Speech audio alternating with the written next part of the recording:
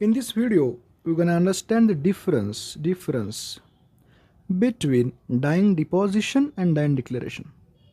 समझो, आपने dying declaration को अभी पढ़ा है, इसके प्रीवियस वीडियो में आपने डाइंग डिक्लेरेशन को पढ़ा है।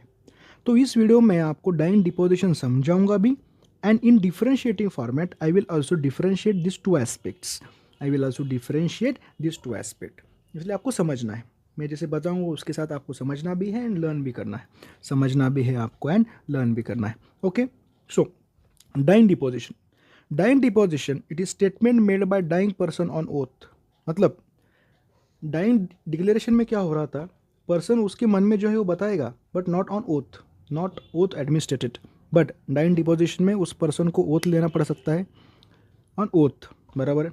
याद रखना, dying deposition has more legal value than dying declaration, it is superior to dying declaration.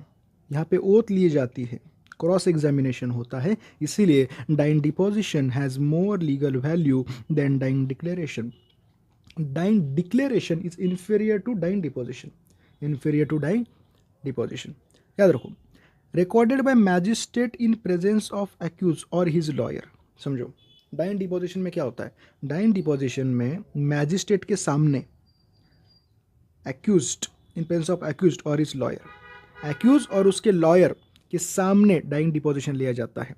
Recorded by magistrate in presence of accused और his lawyer, and it is why it is superior, because can be tested by cross examination. It can be tested by cross examination. But dying declaration is recorded by magistrate or doctor or investigating officer.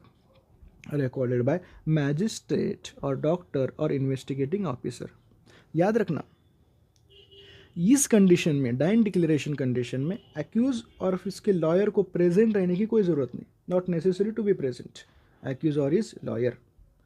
Here no any cross examination is taken place, कोई cross examination नहीं होता है dying declaration में, no cross examination. याद रखो, dying deposition is not followed in India. इतना आपने समझ लिया, बट ये भी समझ लो कि इंडिया में ये फॉलो नहीं होता, not followed in India, but dying declaration is followed in India. Dying deposition has full legal value in if person survives. अगर पर्सन सर्वाइव करेगा तो उसको फुल वैल्यू है सर, लीगल वैल्यू। बट अगर पर्सन सर्वाइव करेगा तो dying declaration has a corroborative value if patient survive. आपको क्या समझना है, देखो दो चीज़ें, difference between dying deposition and dying declaration. आपको पूछा जा सकता है dying declaration why it is superior to dying declaration, why dying deposition is superior to dying declaration, तो उसके पीछे की रीज़न है क्रॉस एग्जामिनेशन।